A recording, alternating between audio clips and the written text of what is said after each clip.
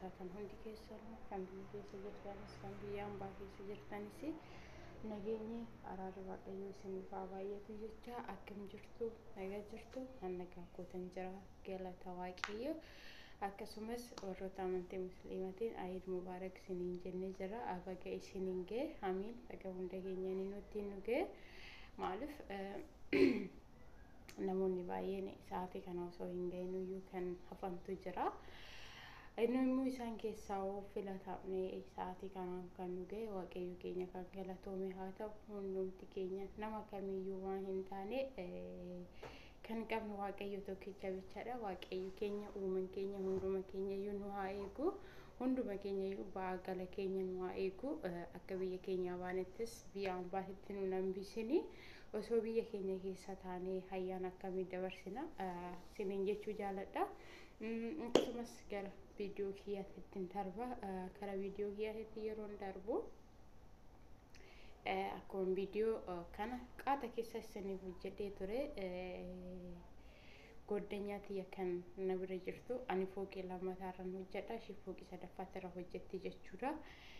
Viidiyoo kana yeroo tokko keessa isinii hojjedheen ture akka hiriyaa biyya arabaa keessa teessee hiriyaa baafattee raawwattee immoo hiriyaan ishiin baafatte kuni maallaqa irratti ergitii turtee jedhu gaafa maallaqa irratti ergitu kana dammoo bootaa bitatanii turan gaafa bootaa bitatanii turan kana dammoo yeroo tokko akkuma jaalalli jiru jibbi jira jechuudha. Dhugaa waaqayyo dhugaa jaalalli kuni gizee tokko damma nama nyaachisa gizee tokko dammoo hadhaa nama nyaachisa jechuudha. Maaliif gizee ol jaalattee jirtu guyyaanu waasi itti fakkaatu halkan waasi bari'u hin bari'u sitti fakkaatu haga nama jaalattu san sagalee isaa dhageessutti haga nama jaalattu san bakka waliin jireenya kee waliin haasofte garuu gaafa nama saniin deemtee ololte guyyaan halkan sitti ta'a halkan dammoo guyyaa sitti ta'a. Biyya keessallee jiraadhu biyya hambaa keessallee jiraadhu nama jaalattu tokkoon gaafa jidduu keessan lamaan keessatti rakkinni wayii uumame dhugaa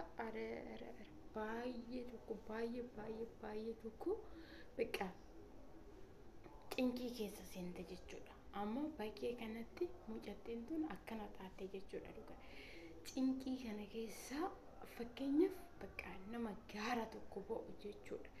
Gaara tokko gaafa nan deema jettee gaara san ba'uuf humna guddaa si gaafata. Gaara san ba'uudhaaf humna cimaa si barbaachisa jechuudha. Amma ishiinillee akkas taate jechuudha. Dhugaa keessi ishii jechuudha qismiin ishii baay'ee tokko dadhabee jira jechuudha. Baay'isi bakka dhibba keessa dhibba qismiin ishii dadhabee jira hin beeku osoo mana nama haga ta'u mana harmee ishii ta'e ani iddoo teessoo sanii kaatee bishaan qicattee dhugdu dhugaa waaqessinii jira. Baay'ee tokko yeroo waan jireenya mana hambaa ta'eef waan jireenya biyya hambaa ta'eef gabbuutee ol deebitee hojii san hojjechaa kaan jetti malee osoo mana haadha ishee mana abbaa ishee yookiin mana fira ishee ta'e dhugaa rabbi jechuudha hin hojjettu kan hojjettu dhiisitu iyyuu garagarteetu iyyuu hin laaltu jechuudha.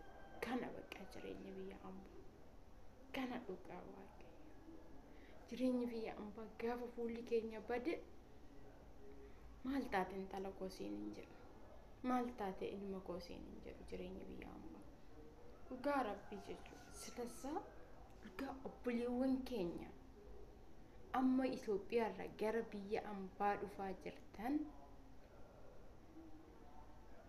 abbaa manaa keessanillee haa ta'u hiriyaa keessanillee haa ta'u dhugaa waaqaa jechuudha. Hin ergina maallaqa keessan irratti ergaa fi maaliif ለምሳሌ abbaa manaa keessanoo ta'e karoorri isin waliin qabatanii dhuftan yookiin mana ijaarrachuudhaaf yookiin qotiyyoo bitachuudhaaf yookiin lafa bitachuudhaaf yookiin ijoollee keessan guddifachuudhaaf kana hin godhina isiniin jechuu kooti. Garuu osoo gootanuu osoo roobduu gara balgii kiyyaa jedha osuma gootanuyyuu harka keessan xanaqqaqadha dhugaa waa wayii jechuudha. Garuu ati hoo maal godhattee naan jechuu dandeessu. Maaliif yookiin aniif sin tokko ta'uu dhabuu dandeenya. Maaliif namni jireenya ofiin ta'ee yaada ofii bichaadhaan hojjetuu fi namni yaada nama lamaan nama sadeen nama afuriin hojjetu tokko miti jechuudha. Maaliif on kana isiniin jedhu ani jireenya mataa kooti ofiifan hojjechaa jira malee nama wajjiniin yookiin gizee tokko jechuudha. Maatiin tokko illee kan maallaqa namaa balleessantu jira. Obboleessi tokko illee kan maallaqa namaa balleessu jira. Silazaa obboleewwan koo wanna biraa isiniin jechuu hin barbaadu. Maallaqa keessan qabadha adara isinitti haa ta'u. Biyya ambaa keessatti jireenya biyya ambaa osoo argitanuu namni Itoophiyaa dhugaa isinitti hima. Ani mudannoo na mudate keessa gizeen ani qabu qalali kana nan jaalata. Nama baay'ee na dawwal garuu gaafanan rakkadhe jechuudha. Birrii wayii namaaf ergu fakkeenyaaf rakkadhee nama wayii gaafa namarraan argadhu. Hiriyoota koo shamarranii biyya ambaa keessatti ol baradhe maalummaa isaanii hin beeknetu anaaf raarra'a malee warri Itoophiyaa keessa jiru dogongoree ani akka namaallee namarraa waan gaafadheetu iyyuu hin argadhu nama Itoophiyaa keessa. Silazaa namni Itoophiyaa jiru maal siin jedha haga gaafa si harkaa fudhatu dhibba sirratti dawwala gaafa sirraa fudhatu bakka jirtu si yaadatu. Silazaa birrii kee babbaa barbaade irratti maa hin taane baay'istee hin ergin birrii kee harka keessatti qabadha. Obboleettii koo obboleewwan koo warri dhiirallee maa hin taane warri biyya Arabaa keessa jirtan isinumti illee teechaniitii muti kan fiddan akkaataatti fiddan sintu beeka. Arabni sin ifatee arabni sin ajajee arabni kaasiniin jedhee fiddu birrii kan. Silazaa maallaqa keessan qabadha. Maallaqa keessan harka keessanitti qabadha.